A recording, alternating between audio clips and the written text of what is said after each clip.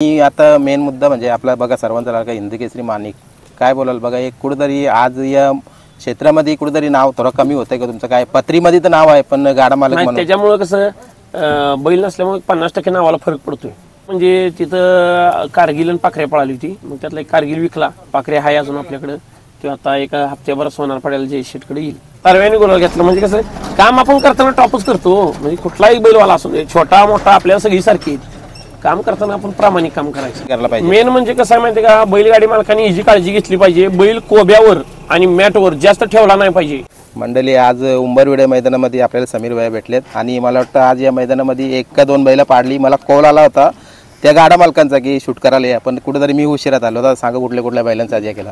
आज आपले किरणदादा शेलायत वांगणी त्यांचा फायर आणि अर्जुन, त्या बैलांचा थोडा पायाचा प्रॉब्लेम होता, त्यासाठी त्यांनी कॉल केला होता. उद्या पनवेलला बैल आणणार होते. मी बोललो आज येणार आहे महबूब घेऊन शर्यतीला.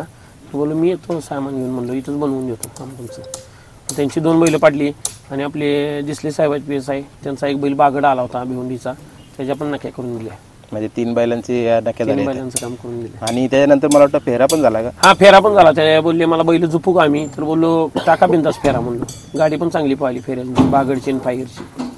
बरेचसे गाडा मालक असा विचार करतात की लगेच नक्या किंवा पत्री मारल्यानंतर आराम द्यायचा असतं, पण इथं लगेच फेरा झाला. काय बोला? फेरा म्हणजे कसं, जर आपण पत्रीचं नक्कीचं काम जर व्यवस्थित केलं ना तर काय अडचण येत नाही बैल पळवायला, असा विषय. आणि एखादा बैल मस्तीचा असतो, म्हणजे जसं की आपला महबूब कसं पत्रीला पाडल्यावर नाले दम होतो, त्रास देतो. त्रास दिल्यावर कसं होतं बैलांचं हालून पायाला दोर टाईट होतो ना, टाईट झाल्यावर पाय सुचतात बैलांचं.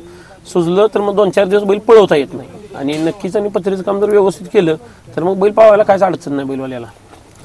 अखंड महाराष्ट्रभर तुम्ही फिरत असता, आता कुठल्या म्हणजे भागामध्ये जास्त बैलांच्या नक्या किंवा पत्र्या काढल्या गेल्या? जास्त म्हणजे कसं, मी जास्त म्हणजे मुंबईलाच काम करतो. म्हणजे मी पनवेलला असतो, मग इकडंच बैल भरपूर असतात मला रोज, एक जागेवरच बैल यायचे पनवेलला. आता मी तर बघितले भरपूर जणांच्या स्टोऱ्या तुमच्या जे पत्रे काढताना आल्या.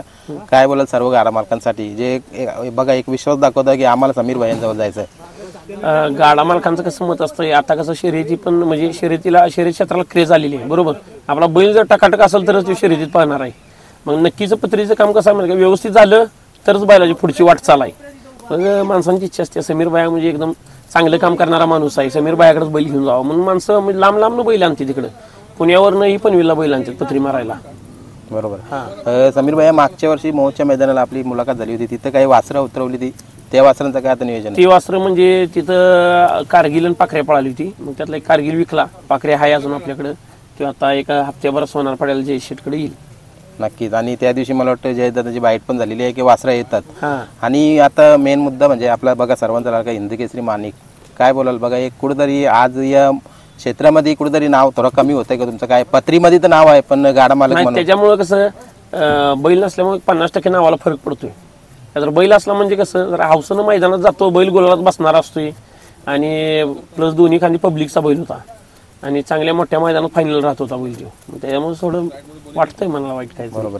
आणि बघा ना, क्षण असं आहे जी जोडी त्या दिवशी जी घटना घडली, आता त्याच्यामधला पण एक बैल सर्जा तो तर निघून गेला. काय बोला? काय वाईट वाटलं आपल्याला. तो एक बैल चांगला होता, चांगला पाहणारा बैल होता, अचानक त्या बैलाला अटॅक आल्यामुळे. आणि भैया आता मुंबईचा खेळ तुम्ही बघता, प्रत्येक मैदानामध्ये असता, म्हणजे जी मुंबईला आता बघा तुम्ही पाहिलं याच्या आधी पण यायचं, पण जी आता शिस्त पद्धत आहे याच्याविषयी काय बोलाल? नाही, शिस्त आताची चांगली आहे का, तर गाडा मालकांना त्रास पण नाही, आणि ज्या गाड्या नंबरनं जातात ना ते बरोबर आहे. टोकन प्रमाणे जर गाड्या सोडल्या ना तर शर्यती पण लवकर होतील. आणि पहिलं कसं होतं, आधीमध्ये गाड्या सोडत होते, ते काही योग्य वाटत नव्हतं. पण आताची बैलगाडीवाल्यांनी शिस्त केली आहे, आणि एक दिवशी 3-3 अड्डा असतील, ती एक नंबर आहे. बरोबर आहे. म्हणजे कसं टकाटक काम होतं. बरोबर आहे. आणि भैया आता जसं तुमचा अनुभव काय सांगाल तुम्ही, आता गाडा मालक पत्र्या करतात किंवा वासरांना किती म्हणजे महिन्यामध्ये किती झाल्यानंतर पत्री करायला पाहिजे? मेन म्हणजे कसं आहे माहिती का, बैलगाडी मालकांनी ही जी काळजी घेतली पाहिजे, बैल कोब्यावर आणि मॅटवर जास्त ठेवला नाही पाहिजे. शर्यतीच्या बैलासाठी योग्य म्हणजे मातीचाच गोटा पाहिजे बैलवाल्याचा. मातीचा गोटा असेल तर तुमच्या बैलाच्या गुडघ्याला त्रास होणार नाही आणि नक्याच होणार नाहीत. थोड्या नक्या वाढतील तुमच्या बैलांच्या, पण चोळणार नाहीत. आता माझ्याकडे जी बैल येते ती 99% चोळलेलीच येते. त्यांना पत्रीची गरज असतेच बैलांना. का, नक्या चोळल्या तर बैल काय करतो, बैल घरशी आल्यावर मैदानात बांधलेला असतो, एवढा काय बैलाला वाटत नाही. पण जेव्हा पळताना त्याचे पाय आपटतील तेव्हा बैल थोडा काय करतो, अर्धा अड्डा आला की पुढे ब्रेक मारायला चालू करतो, मग गती कमी होती त्या बैलाची नक्की चोळल्यामुळे. आणि भैया यावर्षी ज्या ज्या बैलांचे तुम्ही नक्की केल्या ना, मला वाटतं सर्वही गुलाल घेतला आता. सर्वांनी गुलाल घेतलं म्हणजे कसं काम आपण करताना टॉपच करतो. म्हणजे कुठलाही बैलवाला असू दे, छोटा मोठा, आपल्याला सगळी सारखी आहेत. काम करताना आपण प्रामाणिक काम करायचं. बरोबर. आता कान्हा शेठ पण आलेलं, महबूब आलेला, कुठेतरी आज महबूब पण रिटर्न जात आहे, ते नाही पळताना काय बोलाल?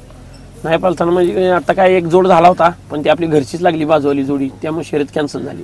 आता दुसरा कोण जोड होत नाही, नाव काढलं, जायचं घरी आता बैल घेऊन. आता अजून किती दिवस थांबणार आहेत मुंबईला? मी अजून 4 दिवस आहे की. 4 दिवस आहे. गेल्यानंतर एक हप्त्याभराने येणार रिटर्न परत. शर्यत मेहरबानची असली येणार खाली लगेच. बरोबर. आणि आता तुम्ही सांगितलं जयदादा दावणीला पाखरे कोण येते, कोण येतं आता? पाखऱ्या येते, जो मागच्या वर्षी पण त्याच्या दावणीला पळालेला आहे. काय सांगाल त्याच्यासाठी मुंबई कशी यावर्षी ठरावी, काय सांगाल त्याच्याविषयी? म्हणजे त्या बैलाची अशी खासियत आहे, तो बैल घाटावर जास्त पळत नाही. तो बैल मुंबईला आला भिंजोडला ज्यादा पळतो. त्या बैलाची खासियत त्याला गाडी बघून पळायची सवय. मग घाटावर काय होतंय, गाड्या बाजूच्या बाहेर बिर गेल्या तर तो गती कमी करतोय.